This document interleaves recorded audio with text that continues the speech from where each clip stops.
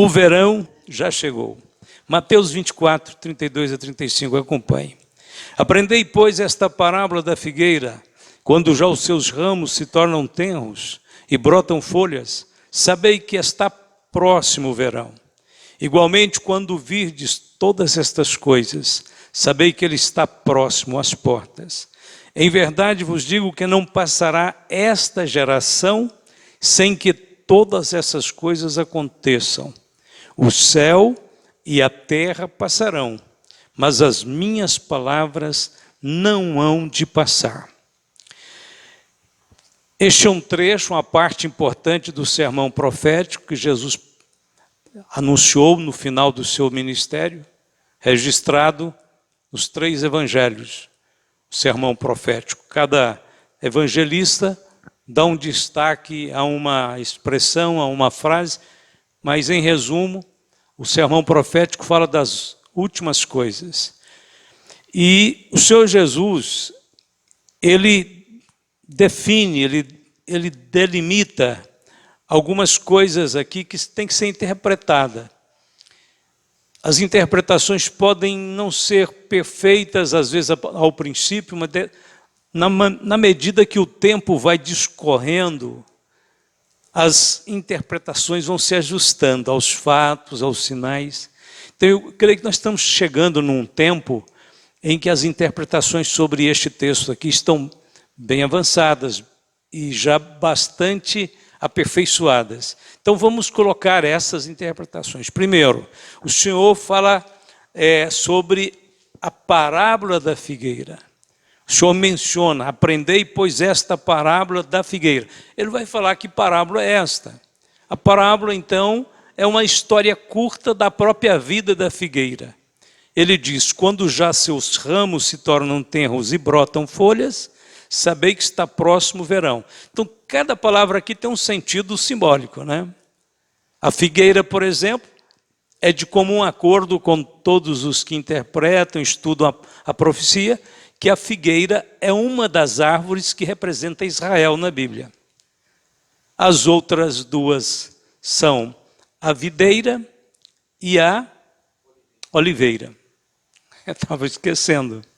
Ainda bem que o Andrelino nos lembrou rapidinho. Então essas 3 árvores, sem dúvida alguma, a gente vai ver elas sendo mencionadas como um símbolo para Israel. Jesus toma a figueira. Então vamos entender que a interpretação é aceitável e tem corroborada por muitos estudiosos e intérpretes da Bíblia. Quando esta figueira começam a brotar ramos, se tornam tenros e brotam folhas, sabei que está próximo o verão. Então essa mutação, essa transformação da figueira em chegar às folhas, aos ramos tenros e as folhas, que tem a ver com frutos também já, né, na sequência, ele diz o seguinte, isso aí é uma vamos dizer, uma evolução da figueira. E Israel teve um momento de uma grande evolução, nós vamos falar sobre ela agora mesmo. Mas aí ele chega na palavra verão. Verão também tem que ser visto como uma palavra simbólica. O que é o verão? Verão é o tempo de colheitas, dos frutos e das colheitas, grandes colheitas. Então, verão deve significar os últimos dias, o último tempo. Quando nós falamos de colheitas, nós lembramos que a própria igreja é considerada uma plantação de Deus. Diz, vós sois a lavoura de Deus. E a tirada da igreja deste mundo, o arrebatamento, é considerado uma grande colheita. Ela não finda com o arrebatamento. A colheita, ela já começou, aliás, dentro da Bíblia, essa colheita que o arrebatamento faz parte, que talvez é a parte mais importante da colheita, ela na realidade já começou. Começou quando? Quando da ressurreição de Jesus e de muitos santos que ressuscitaram com ele.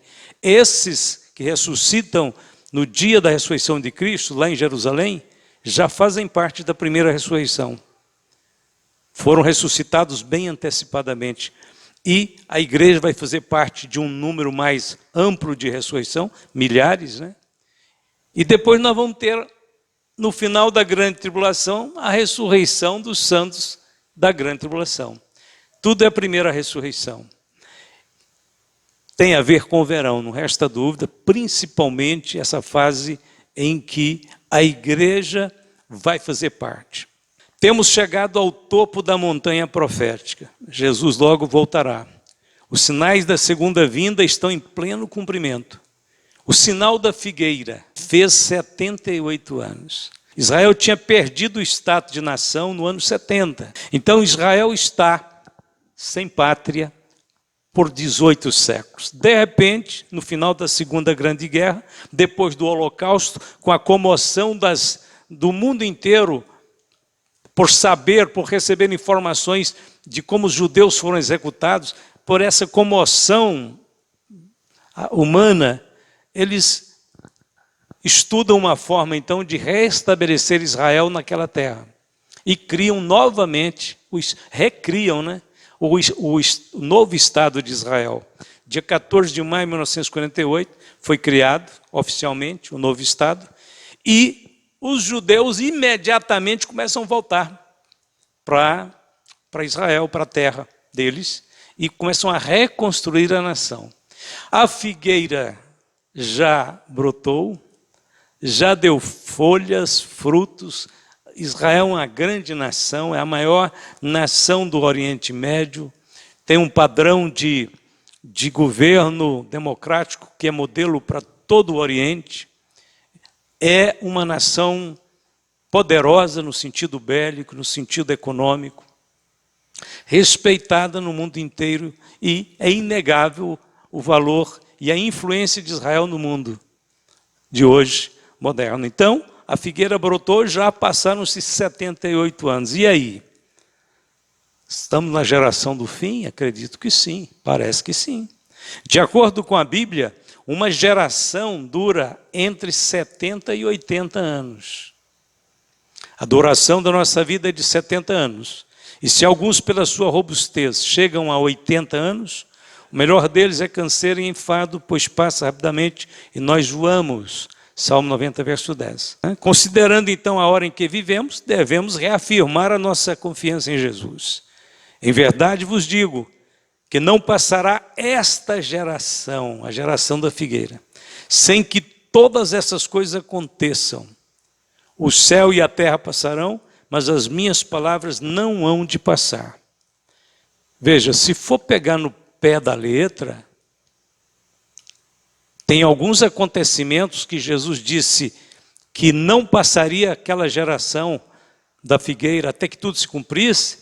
Inclusive, Jesus estava incluindo dentro desse período a grande tribulação, que são mais 7 anos para frente. Você fala, então já passou até do tempo. Como interpretar isso? Interpretar isso aí, talvez pela longanimidade de Deus, né? Quando Deus disse para Abraão que a sua semente seria peregrina fora da terra prometida por 400 anos, foi o tempo em que José e a família de Jacó cresceu lá no Egito, se tornaram escravos. Ele diz 400 anos, mas na realidade eles saíram 430 depois. Aí você diz, Deus errou o tempo? Não, é porque Deus delimita um tempo em que seria o tempo justo. Mas aí ele entra com a misericórdia, com longanimidade. Pedro disse, né? Dele não retarda a sua promessa, ainda que alguns a têm por tardia. Muitos vão dizer, pelos calendários então já findou esse tempo, já está até passando. Mas dentro do calendário de Deus, da misericórdia, da longanimidade, ele sempre se estende um pouco mais a oportunidade da conversão, do arrependimento. Nós não sabemos explicar direitinho a questão das datas de forma, vamos dizer, literal. Mas estamos dentro. O importante é que a gente tem que estar dentro de um período profético que deve acontecer tudo quanto a Bíblia tem predito. Jesus disse que Passa céu e terra, mas as palavras dele não hão de passar. Nós saberemos o porquê, né? Ah, Senhor, por que o Senhor não cumpriu literalmente no pé do calendário lá todas essas predições, né, dentro vamos dizer, dos 80 anos. No caso aí está faltando 2 apenas. Mas é que tem mais outros acontecimentos que já tinha que estar acontecendo. O Senhor vai explicar e nós vamos saber exatamente. Com certeza tem a ver com a sua longanimidade, penso eu. Bem, mas o mais importante é o seguinte: se ele não veio até agora, até esta noite, até este momento, a pergunta é essa: como devemos nos comportar nessa hora do fim? Em outras palavras, eu coloquei no tema aí, o verão já chegou. Eu não estou crendo que o verão vai chegar, não. Eu creio que ele já chegou. Nós estamos dentro de uma estação. Essa estação tem a ver também com o cumprimento de todas as coisas. O verão, o tempo das colheitas. Então, como devemos nos comportar? Primeira coisa muito importante para o cristão nessa última hora: reconheça o senhorio de Cristo. Ninguém pode servir a 2 senhores, porque ou há de odiar um e amar o outro, ou se dedicará a um e desprezará o outro. Não podeis servir a Deus e a Mamon. Mateus 6, 24. Jesus toma as riquezas, os símbolos da opulência, da ostentação. A palavra do século hoje é a ostentação, né? A ostentação. Aquele artista tem muita riqueza, ele ostenta coisas caras, carros caros, ostentação. Outra palavra do século é o empoderamento. Vamos dar empoderamento para as mulheres, vamos dar empoderamento para os índios, para os negros, empoderamento. Assim, umas palavras assim que está claro na semântica da palavra, que é o ego do homem crescendo, né? Querendo ficar poderoso, grande e tal. Isto significa exatamente o não reconhecimento do senhorio de Cristo. É um mundo que quer se empoderar, mas não reconhece aquele que é todo-poderoso. Não reconhece o Senhor Jesus Cristo, que é o príncipe da paz, que é o Deus forte, que é o Deus maravilhoso, conselheiro, Pai da eternidade.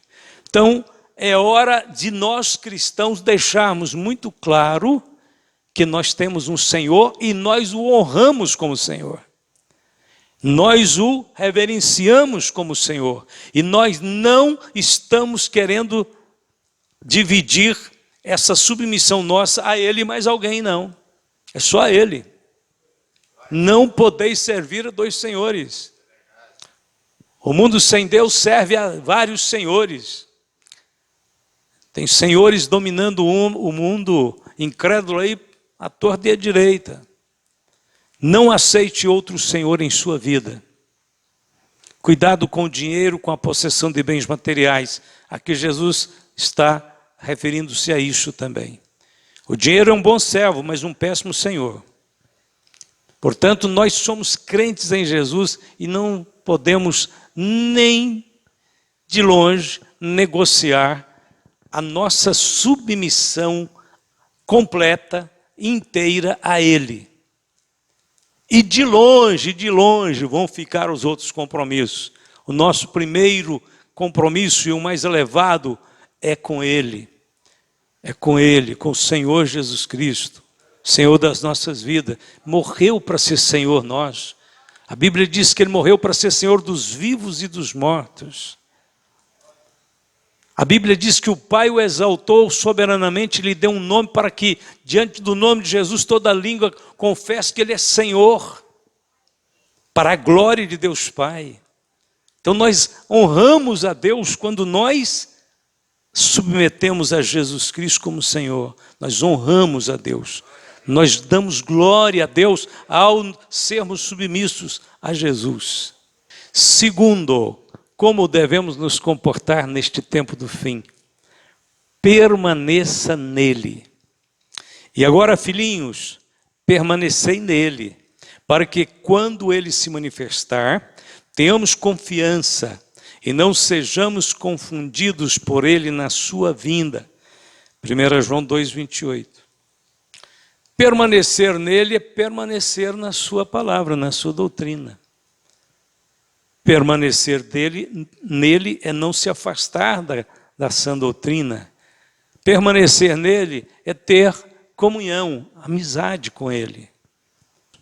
Porque virá tempo em que não sofrerão a sã doutrina, mas tendo comichão nos ouvidos, amontoarão para si doutores conforme as suas próprias concupiscências, e desviarão os ouvidos da verdade, voltando às fábulas. Veja, esses últimos tempos, sutilmente, vai penetrar, vai ecoar nos meios religiosos, pregações que não são baseadas na verdade, são baseadas em histórias, são baseadas em testemunhos, são baseadas em fábulas. Um testemunho dentro da hora certa, no momento certo, é muito bom. Pode ajudar alguém. Mas a base da igreja não são testemunhos. A base doutrinária da igreja é a doutrina de Cristo, que ele ensinou. Os testemunhos são relatos do que ele faz, do que ele tem feito, mas isso não é a base da fé. A base da fé são os princípios que nós encontramos na doutrina de Cristo, né? Por exemplo, o que é princípio, pastor? A Bíblia diz: aquele que se humilha debaixo da potente mão de Deus, Deus o exaltará. É um princípio. No reino de Deus, o menor sempre será exaltado, será o maior. Isso é um princípio. Princípio no reino de Deus do perdão, né? Qualquer que vos ferir uma face, ofereça a outra. Princípio do perdão, da misericórdia, da pacificação. É um princípio do reino de Deus. Os filhos de Deus não vivem de emoções, mas de princípios, que é o princípio que forma o caráter.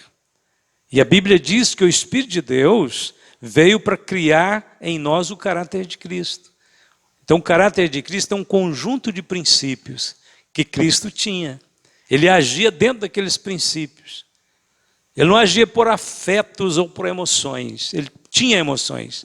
Todo mundo tem emoções e devem ter mesmo, deve conservar. Mas na hora da decisão, você não consulta os seus sentimentos, você tem que consultar a palavra de Deus, o princípio. Qual que é o princípio? O princípio é quem entrega, quem confia, são estes quem Deus toma a causa deles na sua mão. Aqueles que rendem, aqueles que não fazem justiça com suas mãos, mas confiam na justiça de Deus. São princípios. Princípios são coisas inegociáveis dentro do reino de Deus. Quando Jesus pregou o Sermão da Montanha, capítulos 5, 6 e 7 de Mateus, todo aquele sermão tem princípios do reino. São princípios do reino. Quem quer ser cidadão do reino de Deus deve diariamente consultar as leis do reino lá de Mateus 5, 6 e 7. Né? Não julgueis para que não sejais julgados. Princípio. Né? Quando deres uma oferta com a mão direita, que não veja, a mão esquerda não veja. Quando orardes, não toquem trombetas. Quando jejuardes, não mostreis contristados. Tudo são princípios. Dentro do reino funciona isso. Fora disso não tem funcionamento, não tem validade. Então permaneça nele. Terceiro, afaste-se deste mundo. O mundo chegou muito pertinho de nós, bateu as nossas portas e já conseguiu pôr alguns pés dentro da nossa casa. E quando eu digo da nossa casa, não estou dizendo nem da nossa residência, onde nós moramos, mas da nossa casa mesmo, coração. Como é que o mundo teve essa ousadia e essa penetração? Meios de comunicação.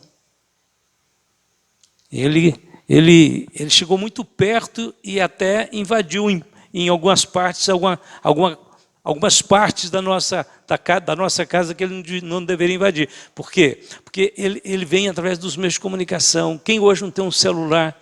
E com o celular você tem acesso ao mundo. Mundo de alguma coisa que é boa, que é servo de Deus que põe, mas um mundo incontável de coisas que são próprias do mundo sem Deus. Então você tem que ter cuidado, né? Antigamente nós batíamos muito contra o uso errado, o uso indiscriminado da televisão. Eu sonhava com uma igreja que todo mundo odiasse televisão. E quebra tudo, irmão. Manda o pau, derruba, acaba com essas caixas luminosas. É claro que não foi possível acabar com ela. Mas tem um detalhe. Muito cuidado, senão ela acaba com você. Viu? Acaba com sua fé, com o seu fervor, com a sua singeleza de coração, com a sua pureza. Muito cuidado. A televisão continua sendo um risco aberto, perigoso, e televisão, computador, também, talvez muito mais ainda. O mundo tenta fazer uma cabeça de ponte, para não dizer que junto com o mundo tem também a mão do diabo, né? Uma cabeça de ponte de acesso à nossa casa. Deus nos ajude a ter coragem, determinação para dizer não àquilo que o mundo sugere para nós toda hora, através dos meios de comunicação, que a gente não tem como agora dizer que não vai usá-los. Porque hoje é praticamente obrigatório, é uma passagem obrigatória para você pagar suas contas, para você fazer compras, para você movimentar uma conta bancária, para você ter uma empresa, para você pagar seus empregados. É quase impossível. Aliás, a maior parte dos bancos nem tem mais atendimento quase presencial, né? Mas muito cuidado mesmo. Naquela hora ali da invasão do inimigo, ali que querendo entrar na sua casa, na sua mente, você tem que saber que você tem uma luta espiritual lá para vencer. E você está só com Deus ali com você, porque você não tem nenhum irmão por perto. É ter agora maturidade. Agora é dizer, olha, Senhor, me reveste do teu espírito. Não deixa eu ir nessa onda do mal que quer invadir a casa de todo mundo, não. Na minha casa, o Senhor é que habita nela. Meu coração. Afaste-se deste mundo, para que sejais irrepreensíveis e sinceros, filhos de Deus, inculpáveis, no meio de uma geração corrompida e perversa, entre a qual resplandeceis como astros no mundo. Isso aqui é o ideal de Deus para nós. Deus sonha isso para a sua vida, que nós sejamos como astros, como aquela estrela que brilha na escuridão. No meio da escuridão ela resplandece a sua luz. A escuridão não apaga a luz dela, não. Ela, com a sua luz, faz banir, faz recuar as trevas. Rependo a palavra da vida, para que no dia de Cristo possa gloriar-me de não ter corrido, nem trabalhado em vão. O qual se deu a si mesmo por nossos pecados, para nos livrar do presente século mau, segundo a vontade de Deus, nosso Pai. Olha, a graça de Deus vai te proteger nos contatos necessários. Mas fora dos contatos necessários, Deus não garante que vai te proteger, não. Você tem que trabalhar com o seu horário, seja um funcionário exemplar, seja cortês, seja gentil, mas seja santo. Não envolve com eles lá, não. Não vai nas festinhas fora do horário de trabalho com eles, não. Não participa das discussões com ele, não. Porque aí você vai perder a proteção de Deus. Deus só vai te proteger dentro das situações necessárias. Afaste-se deste mundo. Nosso reino não é deste mundo. Graças a Deus que o nosso Senhor Jesus Cristo vai administrar um reino com a sabedoria dele, com a justiça dele, com a verdade dele. Esse mundo vai fracassar, vai cair. E a hora que ele estiver caindo, nós vamos estar longe dele já. Pelo que saí do meio deles e apartai-vos, diz o Senhor, e não toqueis nada imundo, e eu vos receberei. E eu serei para vós pai, e vós sereis para mim filhos e filhas, diz o Senhor Todo-Poderoso.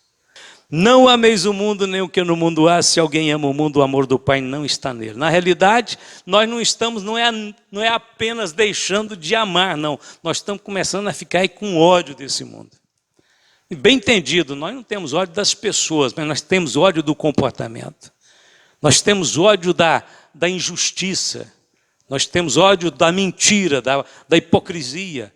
Né? Quando uma pessoa do mundo aproxima da gente e abre uma oportunidade para a gente comunicar o Evangelho para ela, a gente faz com muito amor, com muita tolerância, entendendo o mundo que ela vive, a cegueira que ela vive, a gente pega pela mão.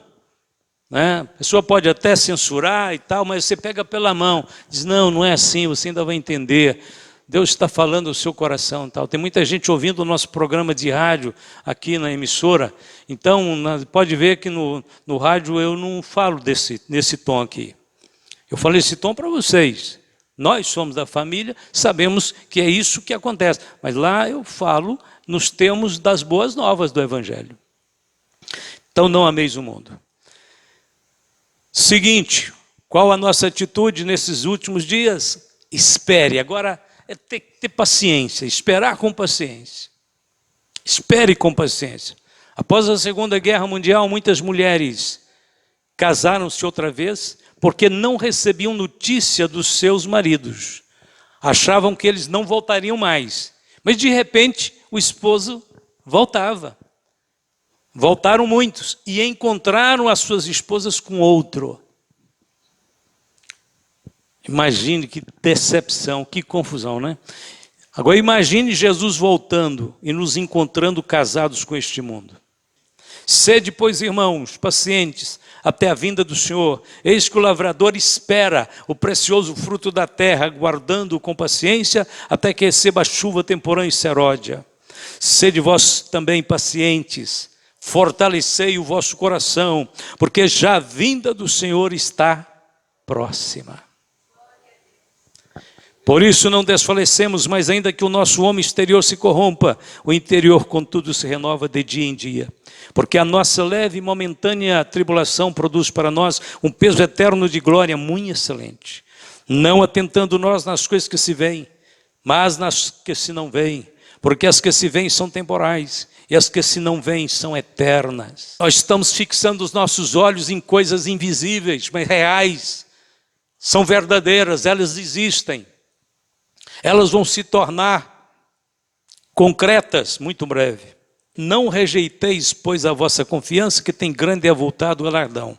Porque necessitais de paciência, para que depois de haver desfeito a vontade de Deus, possais alcançar a promessa. Porque ainda um pouquinho de tempo, e o que há de vir virá e não tardará. Mas o justo viverá da fé, e se ele recuar, a minha alma não tem prazer nele. Nós, porém, não somos daqueles que se retiram para a perdição, mas daqueles que creem para a conservação da alma. Mais uma vez a palavra paciência, necessitais de paciência. Porque depois de haver desfeito a vontade de Deus, vocês possam alcançar a promessa. Todos nós temos procurado, de alguma maneira, imperfeita, mas temos procurado fazer a vontade de Deus. E o Senhor conta isso, registra isso. Então, depois de termos feito, em tantos momentos, nós temos feito a vontade de Deus.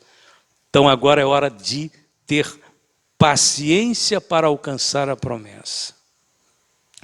Conclusão. Supondo que o arrebatamento acontecerá dentro de 48 horas. Eu estou pondo bem longe, né? Bem longe ainda. Como usaremos o tempo que nos resta? Certamente oraremos fervorosamente, pedindo perdão de nossos pecados. Se nós tivéssemos aqui certeza absoluta, uma revelação vinda do céu, daqui 48 horas o Senhor volta. Então, ele voltaria passando a próxima noite, na outra noite, quinta-feira. Ele voltaria. Contando 48 horas, então imaginemos que seria no final do culto de quinta. E você ia sair do culto agora de terça, já tendo que preparar as bagagens. E se acontecer? Não, e não precisa, a gente pode estar dizendo 48 horas, pode ser com 24 horas, 12 horas. Daqui a pouco. Bom, vamos continuar aqui, olha para cá. Certamente, se nós tivéssemos essa convicção que vai ser daqui 48 horas, nós começaríamos a orar diferente já. Falaremos com as pessoas que nós cometemos alguma injustiça, buscando reconciliação. Qualquer irmãozinho que tiver com um beicinho meio grande um com o outro, corria atrás dele, me abraçava, beijava, perdão, meu irmão, tem misericórdia, eu te amo. Nós não queremos deixar ninguém contrariado conosco, né? Você ia correr atrás, eu iria. Só se não tivesse ao meu alcance, só se o irmão estiver lá no outro lado do mundo, o irmão mandaria um WhatsApp para ele. Tem gente mandando WhatsApp aqui para a igreja, falar de guerra, de briga, tem uns WhatsApp correndo por aí, de fora aí. Deus me livre. Espero que você não receba, viu? Coisa do cão. Do cão mesmo. A hora que você souber o que eu estou falando, você vai compreender. E é mesmo, é do cão mesmo, pastor. Não, e não é de gente ímpia, não. É de gente que diz que é crente. Não vou entrar em detalhes, não, porque isso é bom até que acabe sem que ninguém receba, viu? Mas que tem. A fofoca, né? Olha, aguçando a curiosidade de quem não precisa ficar tendo que saber de tudo. Mas, tudo bem. Falaremos com as pessoas, então, buscando reconciliação. Se der tempo, 48 horas ainda dá tempo, dá para mexer no banco amanhã, né? Se der tempo, doaremos todas as nossas economias em benefício da pregação do Evangelho, dos necessitados. Eu não vou levar nada mesmo, por que eu vou deixar ir para o anticristo? O governo já confisca mais ou menos 40% dos seus bens quando você morre. Não vai para os seus herdeiros, vai para o governo. Você não imagina a injustiça que o governo comete com essa questão de herança. Não é bom nem você pensar. É a coisa mais injusta que pode existir. O espólio, que são os bens de uma pessoa falecida, não vai direto para os filhos, não. 40% o governo mete a unha. Eu espero, né, que Deus tenha misericórdia do Brasil e nessas eleições haja uma mudança radical na liderança do país. Para ver se talvez melhore, mas não é garantia também não. Nós não estamos pondo esperança demais no homem não, porque só dá decepção, viu? Pastor, se mudar da direita para a esquerda para a direita, pode até piorar. Às vezes pode até piorar. Não tem jeito de piorar mais não. Mas a situação é grave. Então, se eu não sou polícia, vocês sabem que eu não sou polícia, eu até sou meio contrariado com esse negócio, porque eu vejo que tem as coisas erradas demais nesse meio. Então, o que eu estou dizendo é o seguinte, nós temos que orar para que algumas coisas, pelo menos, manerem um pouco para o trabalhador, para as pessoas que querem investir em alguma coisa, ter o seu negocinho próprio, trabalhar, enfim, ter condição de economizar, porque do jeito que anda, só dívida. Aí o governo vem com essa história de negociar dívida. Negociar dívida de quem já está fazendo mais dívida. Porque o problema não é negociar a dívida, o problema é diminuir a carga de tributos sobre o brasileiro. Então, essas lideranças políticas ficam tentando manipular as massas, achando que estão dando opções, estão só adiando o fracasso de milhares de pessoas, só isso. Se der tempo, então, pegaríamos as nossas doações todas, para que ficar com isso aí, deixar no banco, como eu falei, vai servir para quem? Vai servir para o governo, para o anticristo e para coisas inconvenientes. 48 horas, lembraremos dos nossos familiares e amigos e faremos tudo para trazê-los ao último culto. O último culto é quinta. Aí, irmão divino, aí não cabe de gente, cadê o irmão divino? Aí, rapaz, me lembra de novo, porque eu já tinha esquecido. Manda o céu, me ajuda a lembrar. Me liga para casa, manda um WhatsApp para mim, na quinta cedo logo. Tá certo? Vamos para frente. No último culto, na quinta, o templo ficará lotado. Gente de pé, não cabe. Por quê? Porque é o último culto, Jesus está chegando já, está voltando. Será que alguém oraria assim, aquela oração que nem os anjos conseguem escutar? Que nada, todo mundo ia gritar e falar Jesus, misericórdia, se estiver faltando alguma coisa, Jesus, agora completa, pelo amor de Deus. Ninguém conteria a oração deste lugar. Não ia precisar de falar para ninguém orar. Antes de falar, já estava todo mundo orando. Louvaremos com todo o nosso coração. Daremos testemunho da nossa fé. Agora, lamentaremos também de não termos feito isso em todos os cultos. Só no último. Só porque Jesus agora está chegando, eu tenho que ficar fervoroso, eu agora tenho que ficar redobrado em fé, eu tenho que demonstrar agora meu amor, minha alegria com Ele. Não. Tinha que ter feito em todos os cultos. Nós não podemos deixar para fazer isso só no último. Nós teríamos também o lamento de não termos contribuído mais para o reino de Deus. No último culto, ninguém olhará para o relógio desejando que o culto se acabe. Ninguém vai querer sair do templo, ninguém vai querer voltar para casa. Finalizando, os sinais proféticos já se cumpriram. O meu amado fala e me diz: levanta-te, amiga minha, formosa minha, e vem. Porque eis que passou o inverno, a chuva cessou e se foi.